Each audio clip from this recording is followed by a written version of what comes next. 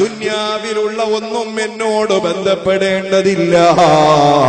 എനിക്ക് ആഖിറത്തിൽ വിജയിക്കണം എന്നൊരു ചിന്തയോടെ ദുനിയാവിലുള്ളത് മുഴുവൻ പാടെ ഒഴിവാക്കുന്നവൻ നിങ്ങളിൽ ഉത്തമനല്ലെന്ന് നബി മുഹമ്മദ് റസൂലുള്ളാഹ്. വലല്ലാഖിറത ലിദുനിയാ, നേരെ ഉൾട്ടും അങ്ങനെ തന്നെയല്ല. അഥവാ ദുന്യാവിൽ എങ്ങനെ ജീവിച്ചാലും ദുന്യാവിലെ സന്തോഷത്തോടുകൂടെ ജീവിക്കണം. അവിടെ ആഖിറം നഷ്ടപ്പെടുമോ എന്ന ചിന്തയവനില്ല. നാളെ ഖബറിൽ ശിക്ഷിക്കപ്പെടുമോ എന്ന ബോധവും അവനില്ല. നാളെ ഹബീബിന്റെ മുമ്പിലേക്ക് ചെല്ലണമെന്ന ചിന്തയും അവനില്ല. അല്ലാഹുവിന്റെ മഹ്ശറയിൽ ചെന്നാൽ അല്ലാഹു തആല ചോദിക്കുന്ന ചോദ്യത്തിന് ഉത്തരം പറയാൻ കഴിയുമോ ഇല്ലയോ എന്ന ചിന്തയും അവനില്ല. ദുനിയാവിൽ അടിച്ചുപൊളിച്ച് ജീവിക്കണോ, ആഖിറത്തെ കുറിച്ച് ചിന്തയില്ലാതെ ജീവിക്കുന്നവനോ നിങ്ങളിൽ ഉത്തമനല്ല മുഹമ്മദ് മുസ്തഫ. പിന്നാരാ നിങ്ങളിൽ ഉത്തമൻ? വലാകിൻ ഖൈറുകും മൻ അഖദ മിൻ ഹാദിഹി വഹാദിഹി. ദുനിയാവിലെ വിജയവും ആഖിറത്തിലെ വിജയവും രണ്ടും സമുന്നയിപ്പിച്ചുകൊണ്ട് കൊണ്ടുപോകാൻ കഴിഞ്ഞവനാരോ അവനാണ് നിങ്ങളിൽ ഏറ്റവും ഉത്തമനെന്ന് ഹബീബുനാ മുഹമ്മദ് റസൂലുള്ളാഹ്. അല്ലാഹു തആല തൗഫീഖ് ചെയ്യുമാറാകട്ടെ. ഇതിന് ഇസ്ലാം പഠിപ്പിക്കുന്ന ചില കാര്യങ്ങളുണ്ട്. ഏറ്റവും വലിയ കാര്യമാണ് കുടുംബ ബന്ധം നിലനിർത്തുക എന്നത്.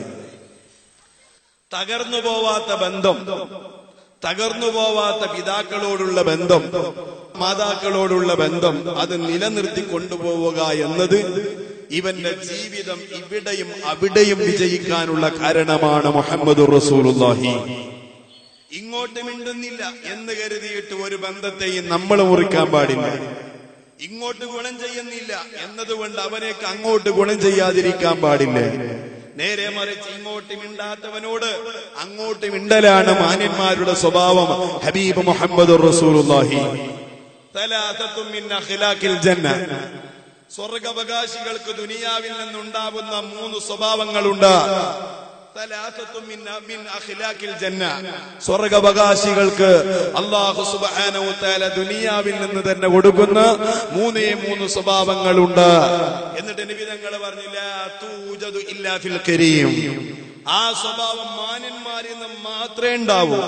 തലപ്പാവ് ധരിച്ചത് കൊണ്ട് മാന്യനാവൂല, വയത് പറഞ്ഞതുകൊണ്ട് മാന്യനാവൂല, കമ്മിറ്റി ഭാരവാഹിയാണെന്ന് പറഞ്ഞ് ഞെളിഞ്ഞ് നടന്നതുകൊണ്ട് മാന്യനാവൂല, അതല്ലെങ്കിലോ വെള്ള ഷർട്ടും തുണിയും എടുത്തുകൊണ്ട് കതിരട്ട് നടന്നതുകൊണ്ട് ഒരാൾ മാന്യനാവൂല. നേരെ മറിച്ച് ഹബീബായ നബി തങ്ങൾ പറയുന്നു മാന്യന്മാരുടെ സ്വഭാവം 3 ആ 3 സ്വഭാവം ഉള്ളവനേ മാന്യനാവുകയുള്ളൂ, അല്ലാത്തവൻ മാന്യനല്ല എന്ന് പറഞ്ഞ മഹാനായ നബിയുനാ മുഹമ്മദുർ റസൂലുള്ളാഹി.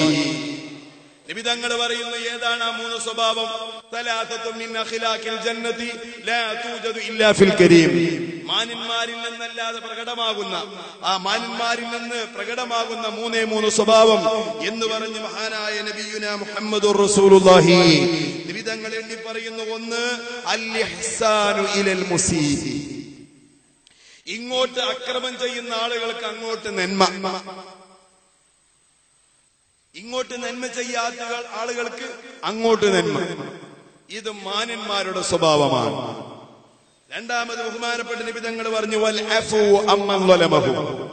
ഇങ്ങോട്ട് ആക്രമിച്ചവന് അങ്ങോട്ട് മാപ്പ്, ഇങ്ങോട്ട് ചീത്ത പറഞ്ഞവനെ തിരിച്ച് ചീത്ത പറയുന്ന മനസ്സവനില്ല.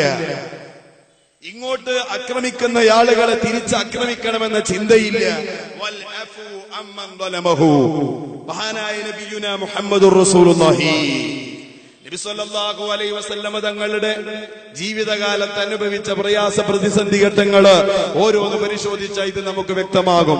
അല്ലാഹു തആല ആ ഹബീബിനെ പിന്തുടരാൻ നാം എല്ലാവർക്കും തൗഫീഖ് ചെയ്യുമാറാകട്ടെ. വൽ അഫു അമ്മൻ ളലമഹു. ഇങ്ങോട്ട് ആക്രമിച്ച ആളുകളെ തിരിച്ചങ്ങോട്ട് ആക്രമിക്കാതിരിക്കുക. ഇങ്ങോട്ട് ഒരാൾ ചീത്ത പറഞ്ഞു, നമ്മൾ എന്ത് ചെയ്യരുത്? നല്ല കോലായി നമ്മളെങ്ങാനും എന്റെ വാപ്പ നമ്മളെന്ത് ചെയ്യാം? ഒന്നും കൂടി കേറിയിട്ട് എന്റെ വാപ്പാന്റെ വാപ്പ പറയും. ഇപ്പൊ പിന്നെ ഇംഗ്ലീഷ് മീഡിയം ഒക്കെ കൂടിയതുകൊണ്ട് ഇംഗ്ലീഷിലാ പറഞ്ഞു. ഏത് പാപ്പാന്റെ തലാന്നും പാരും പാരും ഫാദറിന്റെ ഹെഡ് അതാകുമ്പോ വല്ലാതെ എഫക്ട് ചെയ്യുന്നല്ലോ. മാന്യന്മാരുടെ സ്വഭാവമെന്ന് കരുതി ഇംഗ്ലീഷ് വാക്കുകൾ ഉപയോഗിച്ചുകൊണ്ട് ചീത്ത പറയുന്നവരുണ്ട്. അല്ലാഹു തആല നമ്മുടെ നാവിനെ നന്നാക്കി തരുമാറാകട്ടെ.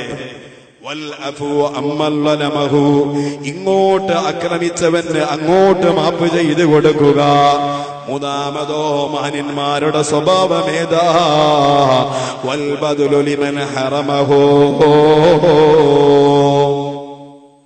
ഇങ്ങോട്ട് തരാത്ത ആളുകൾക്ക് അങ്ങോട്ട് കൊടുക്കുക.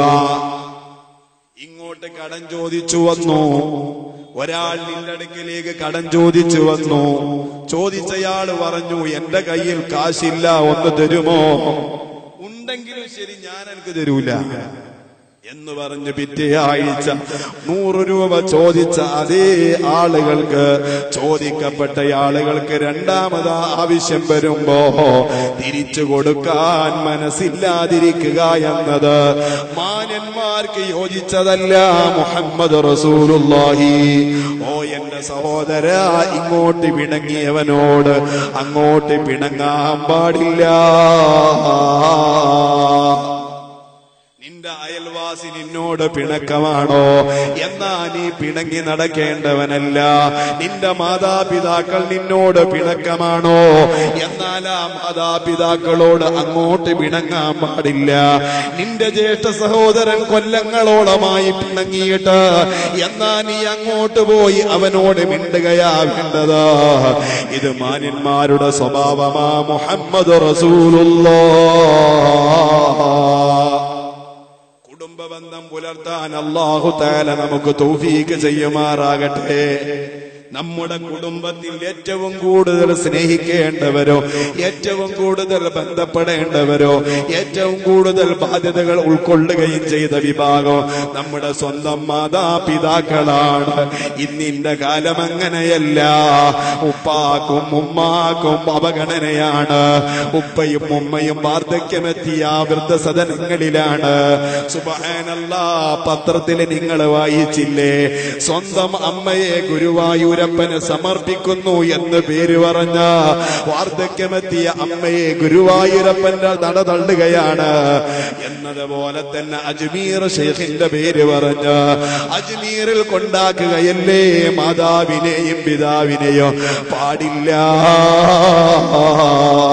മഹാനായ നബിയുനാ മുഹമ്മദ് റസൂലുള്ളാഹ് പഠിപ്പിച്ചല്ലേ നിന്റെ കുടുംബബന്ധോ അമുസ്ലിമിന്റെ ഇടയിലാണെങ്കിലും ആ ബന്ധം നീ നിലനിർത്തുക തന്നെ വേണോ? അതേ, ഇൻകാന ബൈനക വ ബൈനഹു ഖറാബ, നിന്റെയും നിന്റെ മറ്റൊരുത്തന്റെയും ഇടയിൽ കുടുംബ ബന്ധമുണ്ട്. വലൗ കാന കാഫിറാ,